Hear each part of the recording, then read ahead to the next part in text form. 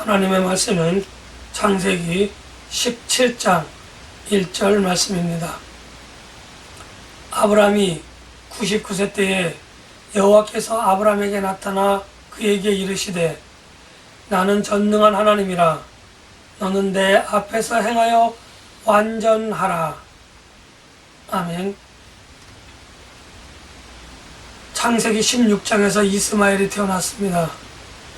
그리고 지금 하나님이 99세가 된 아브라함에게 나타나셨습니다. 16장과 17장 사이에는 13년이라고 하는 시간의 차이가 있다고 하는 것을 기억을 해 두셨으면 좋겠습니다. 이스마엘의 탄생 이후에 하나님께서 별일 없이 잘 지내고 있던, 다시 말하면 이전까지는 아브라함이 걱정과 근심에 쌓여 있고 불안하고 무언가 아브라함에게 사건이 있을 때마다 하나님이 나타나셨는데 평안하게 잘 지내고 있던, 속으로는 자녀가 없어서 조금 불안하고 걱정을 했겠지만 성경의 표현에 보면은 아무런 이상이 없었던 가운데에 하나님께서 아브라함에게 나타나셨습니다. 아브라함에게 나타나신 하나님은 이제 아브라함의 이름을 아브라함으로, 사레의 이름을 사라로 바꿀 것을 지시하셨고, 그리고 네게 한 자녀가 있을 것이다 라고 이야기하면서 그 자녀의 이름을 이삭이다 이렇게 정하라고 이야기를 해 주셨습니다. 그리고 난 이후에 하나님께서는 아브라함에게 또 그 휘하에 있는 모든 남자들에게 할례를 행하라 라고 이렇게 이야기하고 계십니다. 할례가 무엇인지, 아브라함의 이름이 바뀌는 것이 무슨 의미가 있는지, 이제까지는 내 자손, 내 후손이라고 이야기하셨던 하나님이 왜 그에게 태어날 아기의 이름을 이삭으로 지정해 주셨는지, 이 여러가지 복합적인 사건들을 오늘 통하여서 하나님께서 오늘 우리들에게 말씀하시고자 하는 바, 아니 하나님께서 내게 말씀하시고자 하는 바를 함께 나누고자 합니다. 이름이 바뀌는 것, 하나님이 이전까지는 후손이라고 하셨지만 이후로부터는 이삭이라고 정해주셨던 점, 그리고 할례를 행하라고 하셨던 점, 이 세 가지는 별개의 사건으로 볼 수도 있지만 사실은 별개의 사건이 아닌 하나의 사건의 출발점을 이야기하는 아주 중요한 단서이기도 합니다. 이전까지는 하나님께서 내 후손, 내 후손, 내 후손 이렇게 이야기를 하셨습니다. 그런데 오늘 하나님께서 이름을 바꿔주시고 이삭이라고 이름을 정해주시고 할례를 행하라고 하신 이 사건들이 이제 하나님께서 후손이라고 지정해 주셨던 그 아브라함의 자손이 이제 태어날 시기가 다 되었다고 하는 것을 말씀해 주시는 겁니다. 이 시간 이후에 아브라함은 사례를 통해서 그의 자손 이삭을 얻게 되어집니다. 하나님이 나타나신 이 사건으로 사라가 임신을 하게 된다고 하는 이야기입니다. 이름을 바꾼 것은 여러 가지 의미가 있다고 제가 지난번에도 한번 말씀드렸던 기억이 있습니다. 이름을 바꾼다고 하는 것은 오늘 창세기 17장에만 나오는 것이 아니라 성경 66권 전체를 통하여서 몇몇 사람들에게 있어서 그 이름을 바꾸는 장면들이 나오게 되어집니다. 가장 중요한 대표적인 그런 이름을 바꾸는 사람 중에 하나가 사울이 사도 바울로 바꾸는 그러한 사건이 또 나타나 있기도 합니다. 이름을 바꾼다고 하는 것은 앞으로 그 사람의 삶이, 그 사람의 인성이, 그 사람의 인격이 완전히 바뀐다고 하는 것을 의미합니다. 아브라함의 이름의 뜻, 사라의 이름의 뜻도 중요하지만 무엇보다도 중요한 것은 하나님께서 그 이름을 아브람에서 아브라함, 사레에서 사라로 바꿔주셨다고 하는 그것은 이름의 의미가 변경되어지는 것과 같이 이제 하나님께서 본격적으로 아브라함의 삶에 개입하셔서 이제까지 아브라함에게 약속하셨던 그 자손들을 이제 출생하게 될 것이라고 하는 그 사건에 하나님이 개입하신다고 하는 중요한 첫 번째 단서가 되어지는 겁니다. 그리고 두 번째로 하나님께서 이제 내가 아들을 낳을 것인데 그 아들을 이름을 이삭이라 이렇게 지으라고 말씀하셨습니다. 하나님께서 하갈을 통하여 그의 자녀인 이스마엘이라고 이름 지어주셨던 것 같이 하나님께서는 아브라함의 또 다른 자손인 이삭에게 그 자녀에게 이름을 이삭이라 지어라 이렇게 이야기를 해 주십니다. 그리고 그 후손을 통해서 먼 훗날 예수 그리스도께서 탄생하신다고 하는 그 사건, 다시 말하면 이스마엘도 하나님께서 축복해 주셔서 그 자손이 무궁무진하게 번창할 것이라고 이야기해 주셨지만 이삭을 통해서도 그것을 확실하게 해 주시겠다고 하는 의미로 이삭을 하고 이름을 하여라 라고 이렇게 이름을 지어 주셨다는 겁니다. 그럼에도 불구하고 긴 세월 동안 사라가 임신하지 못하고 또 자신이 늙었고 자기 아내 사라가 늙어서 인간의 육체적으로 보기에는 더 이상 임신을 할 수 없는 상황 속에서도 하나님이 그렇게 말씀해 주셨음에도 불구하고 아브라함은 반신반의합니다. 아니 어쩌면 전혀 믿지 못했었을 수도 있습니다. 그러자 이제까지 하나님께서 말씀하셨던 것과는 다르게 하나님께서는 아브라함과 그의 가정에 속한 모든 남자들에게 할례라고 하는 언약의 증표를 갖게 해 주십니다. 아니 할례라고 하는 행위를 행하게 합니다. 할례라고 하는 행위는 우리 사람의 그 양피를 조금 베어내는 그런 외과적인 어떤 수술 아닌 수술이라고 이야기할 수 있는데, 가장 중요한 것은 할례라고 하는 의미가 육체적으로는 단순한 할례라고 이야기할 수 있지만 여기에서 가장 중요한 사건을 우리가 빼어놓는데 그것은 바로 뭐냐면 할례를 행함에 있어서 반드시 피 흘림이 있다고 하는 겁니다. 히브리서에 가면은 피 흘림이 없는즉 죄 사함이 없다고 말씀을 하시는 겁니다.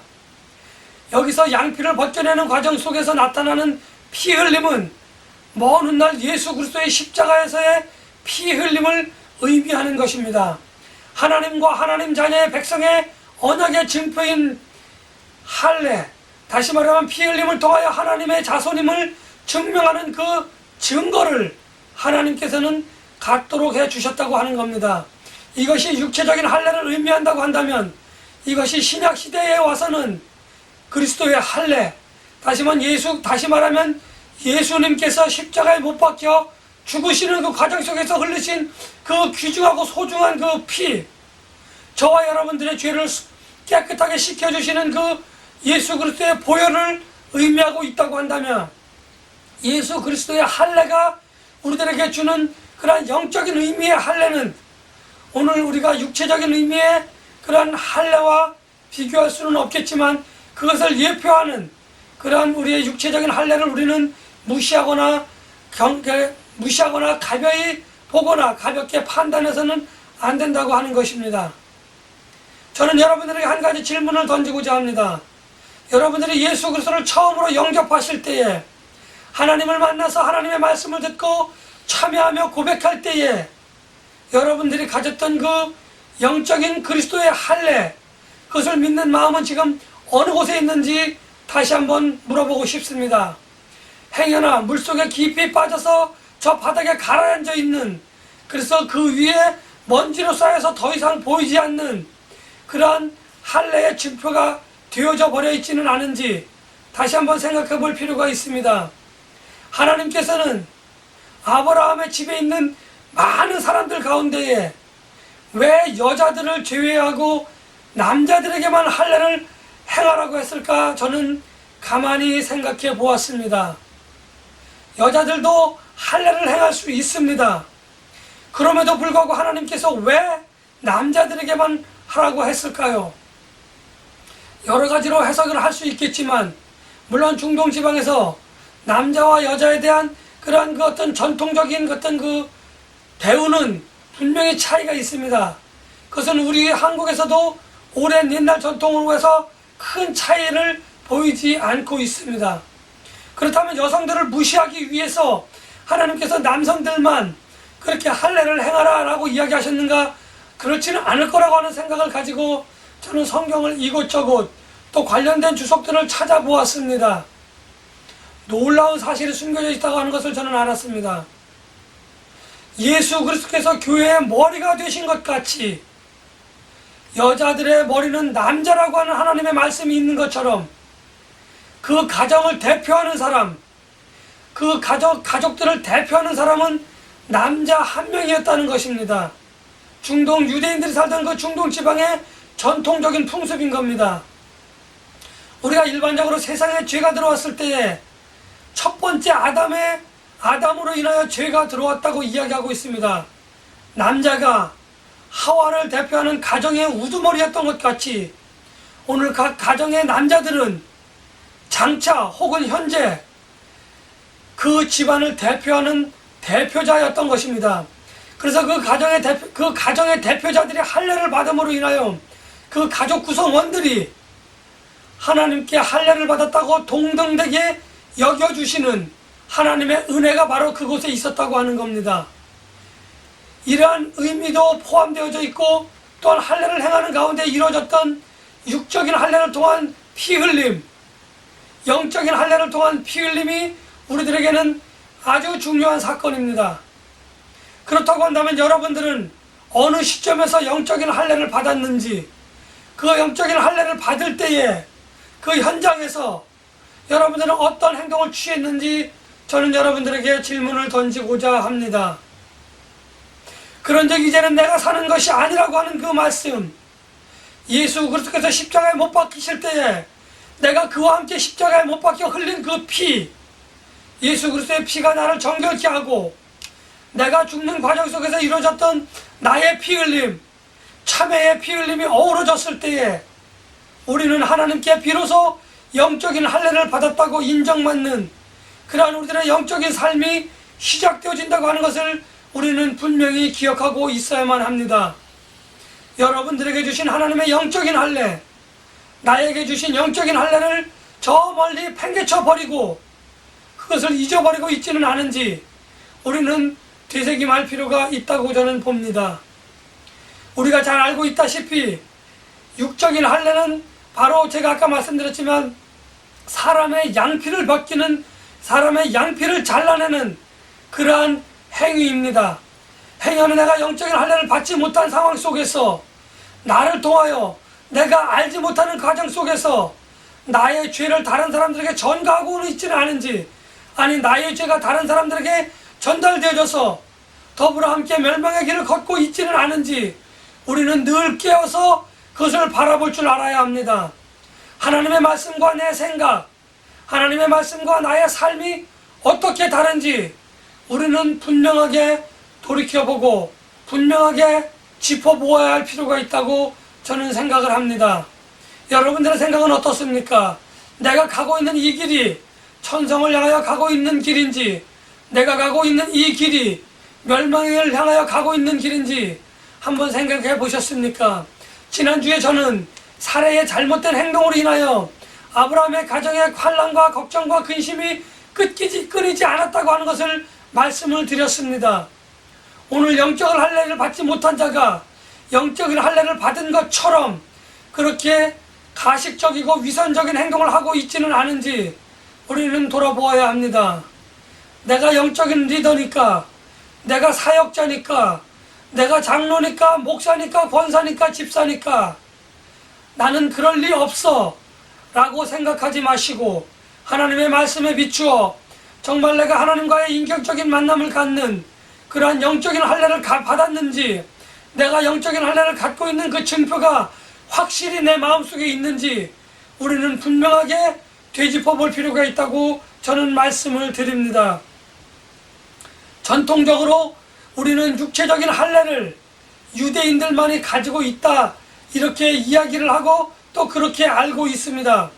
그러나 분명한 것은 유대인뿐만 아니라 당시 중동의 지역, 다시 말하면 유대인들을 중심으로 한 가나안 땅을 중심으로 한 유대인들이 사는 그 지역에서는 육체적인 할례가 보편적이고 전통적인 관습으로 그들에게 자리를 잡고 있었다고 하는 사실은 또한 중요한 사실입니다.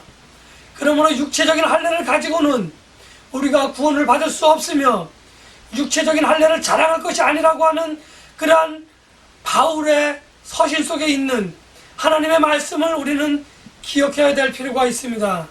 내가 처음 하나님을 만날 때 가졌던 육체적인 할례를 가지고 그것을 자랑한다고 한다면 우리는 그것을 결코 자랑할 수가 없습니다.